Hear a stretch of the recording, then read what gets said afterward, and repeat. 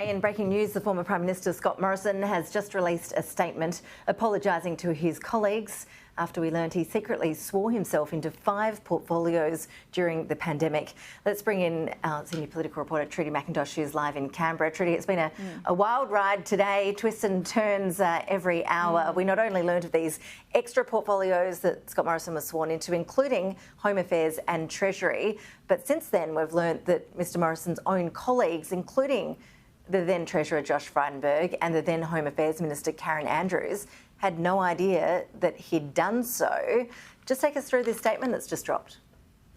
Ash, quite a lengthy statement I've got here from the former Prime Minister Scott Morrison, posted on his own Facebook page. It is quite lengthy, outlining from his perspective what took place and why he took over 5 different ministerial responsibilities. If we get to some of the ones that we didn't know about until Anthony Albanese's press conference today, this is the crucial matter of the Treasury portfolio and also Home Affairs. In this statement, the Prime Minister says he took on these extra responsibilities as a precaution because he felt that he would need to potentially take over if we saw COVID impact one of his ministers.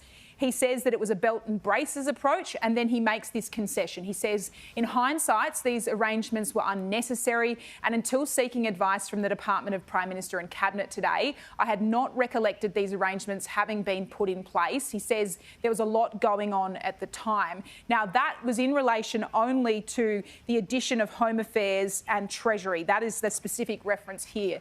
This part of the statement refers to a separate matter. That is the takeover of the resources, industry and energy portfolios. It took over the responsibility out of the Nationals Minister Keith Pitt when it comes to resources around this crucial matter of the PEP 11 gas licence. As you can see in that statement there from Mr Morrison, he says he sought to be provided with the authority in relation to this matter. There was a clear belief that he wanted to overturn in the mind of Minister Pitt what was going to be approved there in terms of this licence. He says and confirms to him, this was the only matter I was involved myself directly within this or any other department. So Mr Morrison says there's no other decision he made while sworn in as a secret minister. The Prime Minister, Anthony Albanese, says he's waiting for legal advice to confirm that that is in fact the case.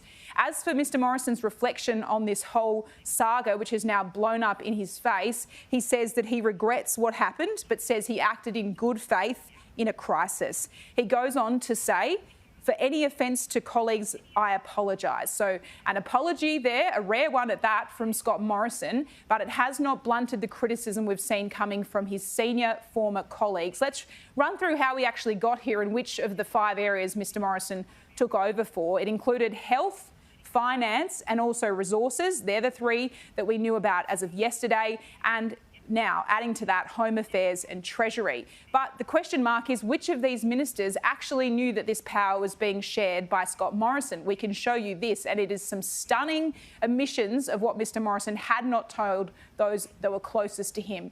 The biggest of these being the Treasurer, Josh Frydenberg, confirming to The Australian that he was not aware that Mr Morrison had taken this power. They were considered to be incredibly close at a time. Josh Frydenberg slept over at the lodge for a bit of time whilst he was living here in Canberra alongside Scott Morrison. And also, as you can see there, the Home Affairs Minister at the time, Karen Andrews, she also was given no advanced warning of this. She did not know until these media reports. Now, she has been incredibly scathing of Scott Morrison, confirming that she would like to see Mr Morrison resign as the member of Cook, and saying that he is not fit to be a parliamentarian. This is her quote. She says, I had absolutely no knowledge and was not told by the PM, PMO or the department secretary. This undermines the integrity of government.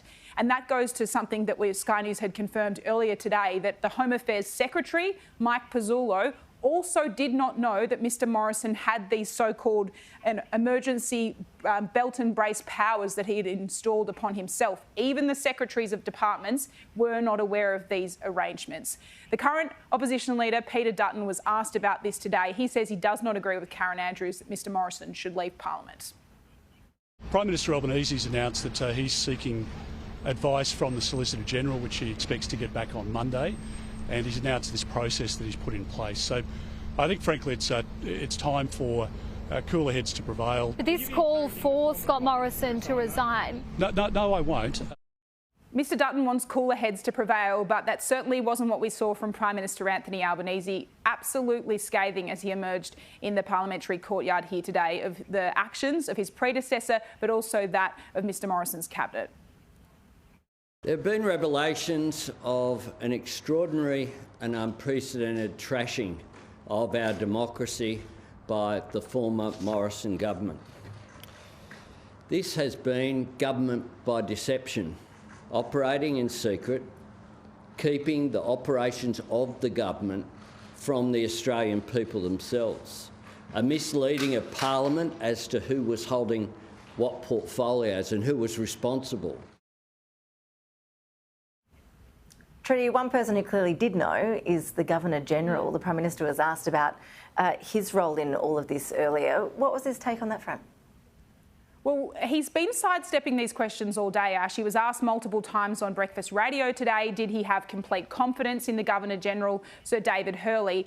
The Prime Minister is very clear to be putting the blame here on Scott Morrison and the former government. He doesn't want to embroil this to become a real cloud hanging over the Governor-General's head as well here, Ash. We only saw that brief statement come out of a spokesman for the Governor-General yesterday, saying in his words that ultimately the decision to make these appointments public was one for the government of the day, and that he didn't necessarily believe that he had to go out of his way to make these appointments public. So there is still going to be a lot of questions in other people's minds about whether this is all the questions have been answered here by the Governor-General, Ash. The view out of the Labor government, it seems at this stage, is the blame lies with Scott Morrison.